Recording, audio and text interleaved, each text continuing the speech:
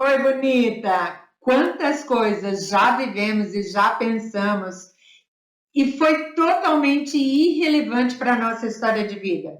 Algo sem importância, que não teve nenhum significado? Pois é.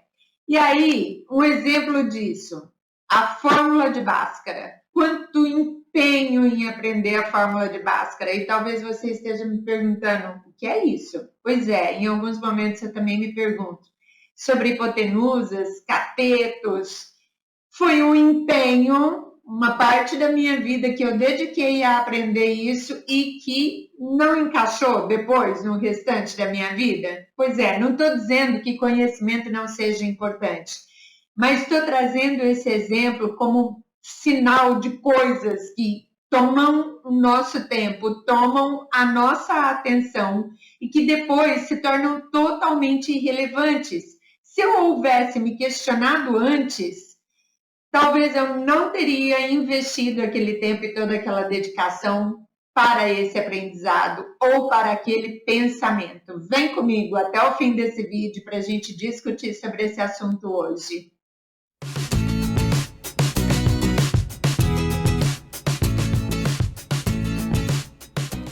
Eu sou Tere e esse é o canal Tere Varela, um canal que junto com você eu quero falar sobre as nossas questões do envelhecimento, do climatério, da menopausa e uma vida muito melhor depois dos 40. Sim, é possível uma vida muito melhor depois dos 40 e a gente tem muito mais disposição. Óbvio que é possível uma vida melhor a qualquer fase da nossa vida, mas nessa época a gente já se dispõe a viver melhor, a aproveitar melhor o nosso tempo. E no vídeo de hoje a gente vai percorrer a importância da irrelevância de alguns pensamentos. Pois é, quanto tempo gasto, por exemplo, com o medo do envelhecimento?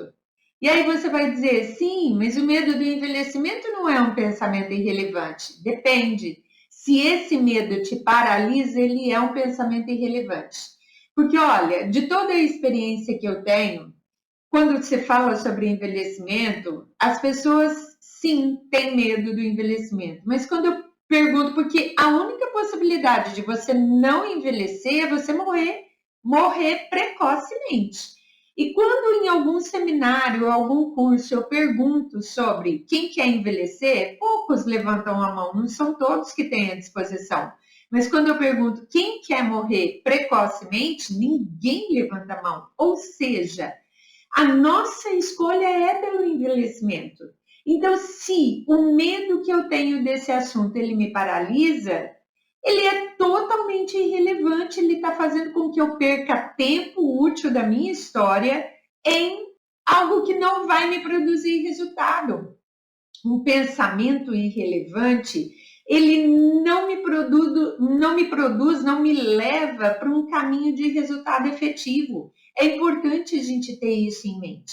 Por isso eu trouxe esse tema, para a gente discutir o quanto um pensamento irrelevante nos tira o poder de ação, nos tira o caminho do resultado para aquilo que realmente vai fazer diferença na nossa vida. E eu vou te contar uma história. Um colégio entrou em uma gincana e a fase final estavam ali dois times disputando essa gincana acirradamente. E o último jogo era a seguinte condição: o coordenador do jogo, que era alguém imparcial aos dois times, sabia a história inteira e ele apresentava o final da história para os dois times. E os times podiam fazer qualquer tipo de pergunta para o coordenador, absolutamente qualquer tipo de pergunta para o coordenador, e o coordenador daria 3 tipos de respostas: sim, não e irrelevante. Como ele sabia todo o desenrolar da história, as perguntas que os jogadores fossem fazendo seria por ele respondidas nessa condição. E pasmem, as perguntas mais loucas são as que mais se saíam bem na construção do enredo do que antecedeu ao final da história. E nesse dia, por exemplo, o final da história era um homem nu no deserto. Os jogadores precisavam, então, desenvolver o que tinha acontecido antes para que o resultado final fosse esse homem nu no deserto. E um dos jogadores de um dos times fez a pergunta se esse homem nu no deserto tinha diabetes. O coordenador, então, recebe a pergunta e ele avalia. Se isso é relevante para o jogo, ele vai responder. No caso, se o homem tinha diabetes, ele vai responder sim. Se o homem não tinha diabetes, ele vai responder não. Mas se isso não é relevante para o jogo, ou seja, se o fato dele ter uma doença ou não tem nada a ver com ele ter ido ficar nu, né? com ele ter resultado em estar nu no deserto, o coordenador ele iria responder irrelevante. E quando o time recebia essa resposta de irrelevante, o time se revoltava muito e dizia: poxa, você não está se dando ao trabalho de analisar a minha pergunta. Isso é sim ou é não? E o coordenador, muito pacificamente, se mantinha. Isso é simplesmente irrelevante. Até que um dos times, uma das equipes, conseguiu entender a importância da resposta irrelevante. E então, toda vez que eles faziam uma pergunta ao coordenador e recebiam irrelevante como resposta, eles se olhavam e simplesmente escolhia outro curso para dar continuidade ao jogo, para dar continuidade às suas perguntas. O time oposto não conseguiu perceber a importância dessa palavra e continuava gastando o seu tempo com um caminho irrelevante, se apegando a outras doenças, por exemplo, como no caso que eu citei, se o homem tinha diabetes ou não. A resposta sendo irrelevante, óbvio que o caminho de descobrir se ele tinha ou não uma doença que acabou resultando naquilo não tinha nenhuma importância. Mas o time que não descobriu essa pegadinha do jogo continuava gastando tempo com isso e perdendo as suas energias em revoltar-se com a resposta do coordenador. Pois é, e aí você deve estar se perguntando: Tere, o que uma gincana tem a ver com a minha vida, com o meu processo de envelhecimento? Tem tudo a ver. Sabe por quê? O time que ganhou essa gincana foi o time que conseguiu perceber que descobrir que algo que eu estou pensando, que um caminho que eu estou seguindo é irrelevante, é a melhor coisa que pode me acontecer, porque assim eu mudo o curso dessa história e escolho outra forma de pensar, escolho outro caminho para percorrer o percurso que eu preciso percorrer para obter o resultado que eu almejo lá na frente.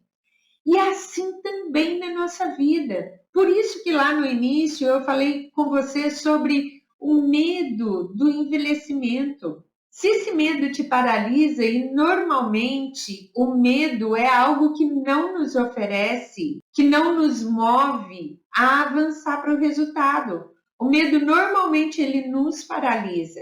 E aí o envelhecimento ele não consta só o corpo, ele vai muito além do corpo, ele vai para a minha mente, ele vai para como o meu processo cognitivo passa a acontecer também. Então, olhar quais são as opções que eu tenho, envelhecer ou morrer. Precoce, né? Não, então escolha envelhecer. Ótimo, o que é que eu posso fazer aqui agora para cuidar do meu envelhecimento? Quais são as atividades que eu posso começar a praticar hoje mesmo para manter o meu cérebro ativo, para fazer com que a minha forma de raciocínio, a minha linha cognitiva não perca, não define com o passar dos anos? O que eu posso fazer efetivamente para manter o meu corpo bem, pleno, ativo, em funcionamento? Porque o meu desejo é envelhecer com jovialidade. E aqui eu estou dizendo com jovialidade, não com juventude. A juventude passou, foi uma outra fase da minha vida. Foi uma fase pela qual eu espero que todas nós tenhamos desfrutado. Mas se você não desfrutou, agora é uma nova fase da sua vida. É uma fase onde a maturidade te oferece outros recursos. A maturidade te apresenta a possibilidade de escolhas, como, por exemplo, escolher viver uma vida melhor a partir de agora, selecionando muito mais aonde você vai investir o seu tempo e a sua energia, com o que você quer dedicar. Lembra que no início do vídeo eu falei sobre a fórmula de Bhaskara, sobre hipotenusa, cateto? O que hoje eu escolho estudar? Quais são os assuntos que de verdade me chamam a atenção? Será que não é hora de eu começar a estudar a mim mesmo? E o autoconhecimento é produzir ciência sobre si.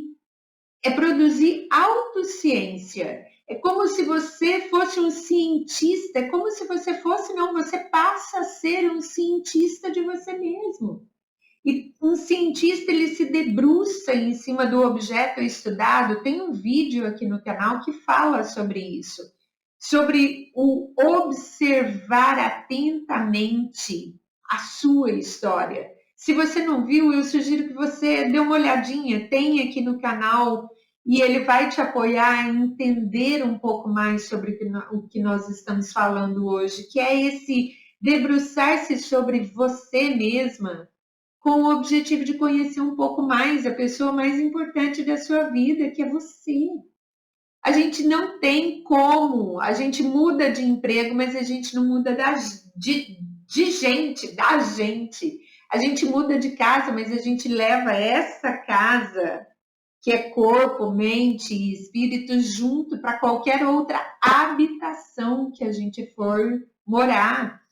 Então é importante ter isso em mente, assim, tomar um tempo para debruçar sobre você como objeto de estudo. Isso é o autoconhecimento. Você se torna uma autocientista, uma cientista de você mesma, descobrindo quais são os seus interesses, quais são os seus prazeres. E quando você toma do seu tempo com pensamentos irrelevantes, como o que eu faço com as rugas que estão me aparecendo? E tá tudo bem, não estou fazendo apologia. A aparência física também faz parte desse processo de envelhecer bem, de envelhecer com qualidade, porque a gente gosta de se ver bem, a gente gosta de se ver bonita. O mundo merece a nossa beleza, mas a nossa beleza também está contida nas nossas rugas. Se eu me atenho a isso, ou a só isso, eu vou cuidar da aparência e vou deixar de cuidar do conteúdo, sabe? E no frigir dos ovos é aquela história de um comércio com uma fachada lindíssima, mas quando você entra lá dentro não te segura, não te atrai, não te cativa. Poxa, mas a fachada era tão bonita. Isso costuma acontecer com restaurante, com padaria. A gente entra, mas lá não corresponde ao que eu vi lá fora. É isso também, sabe? Cuidar da aparência precisa ter a sua dose de tempo que eu invisto nisso, de recurso financeiro que eu invisto nisso também, para que eu não só invista nisso, mas para que eu possa investir também no processo de autoconhecimento, que eu possa investir também naquilo que de fato vai fazer diferença na minha vida, que é descobrir quem eu sou, é descobrir o que eu de verdade gosto, descobrir como eu quero o meu envelhecimento. Quem é a mulher que eu quero me tornar nesse processo? Como eu posso cuidar bem dessa mulher que vai passar por uma transição tão impactante? O climatério começa a me mostrar os sinais do quão impactante vai ser essa transição. Assim como, né, o bebê, a transição desse bebê para se tornar uma criança, quanto tombo ele leva? o nascer dos dentes, e a gente passa pela experiência do dente do juízo. E isso é tão doído para nós, isso é tão difícil, e às vezes a gente precisa do auxílio de um profissional, né, de um dentista, para conseguir nos ajudar a esse processo do nascer desses últimos dentes. Imagina toda a nossa dentição vindo. E a gente passou por isso. A gente superou isso. Não foi uma transição simples também. Agora tem pela frente uma transição que tem aí os seus intempéries, que pode ser simples se você olhar para isso com antecedência, tomando o seu tempo com o que é relevante, com o que é importante sobre o processo de envelhecimento. Quais são as informações que eu preciso buscar?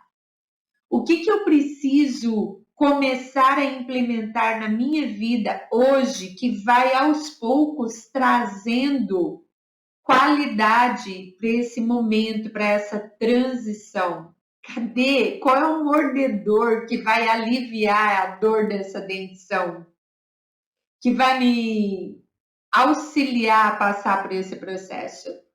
Assim também, quais são as coisas que eu preciso ter ao meu dispor, ter ao meu entorno, que vai fazer com que eu amenize os impactos dessa transição? Gente, é mais uma transição na nossa vida para uma fase maravilhosa. Mas se eu não olho para isso com antecedência, se eu me perco na superficialidade do processo, ou se eu me atenho só ao medo de viver esse processo, se você vai se paralisar pelo medo, a sua escolha é a morte? Não, não é a morte. Então, como é que eu posso ir para essa fase com essa disposição de vida, com esse interesse? O que eu preciso implementar? Quem eu preciso buscar? Quais são os profissionais que estão à minha disposição para que eu possa me orientar? A gente não sabe de tudo e a gente não precisa saber de tudo. A minha formação inicial é a administração de empresas. E o administrador, ele tem uma visão global sobre todos os aspectos da empresa. Ele conhece um pouquinho sobre cada etapa, cada departamento, cada processo, mas ele não é um especialista. Por isso, ele lança mão de especialistas, ele lança mão de compradores eficientes, ele lança mão de contadores eficientes, ele lança mão de logística eficiente, porque ele sabe que todos esses setores, o setor de compra, o setor da logística, o setor da contabilidade, é fundamental na boa gestão desse negócio. E ele, com esse olhar macro, visualiza o que é e quem é as pessoas que ele precisa ter ali. Faça a gestão de você agora, com esse olhar macro de quais são os profissionais que eu preciso ter ao meu dispor. Quem será? Será que já não é a hora de eu procurar um geriatra? Ok. Quem mais eu tenho? Tenho um gerontólogo hoje, que é alguém que é especialista em envelhecer com qualidade, porque o geriatra ele vai olhar para as suas doenças, mas o gerontólogo ele vai olhar para o seu envelhecimento com qualidade. Puxa, eu tenho esse profissional à minha disposição, como seria passar por uma consulta com ele e entender o que vem aqui nessa nova fase da minha vida e quais são as ações que eu já posso estar colocando?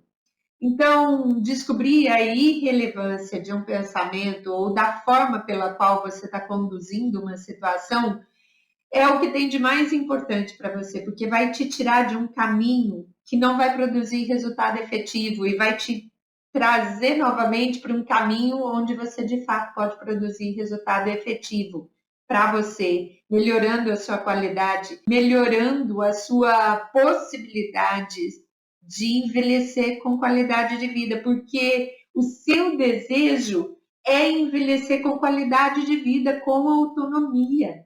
Então, se esse é o seu desejo, quais são os pensamentos relevantes para você conquistar esse desejo, para você obter esse resultado? Se pergunte qual a importância dos pensamentos que eu tenho tido sobre o envelhecimento.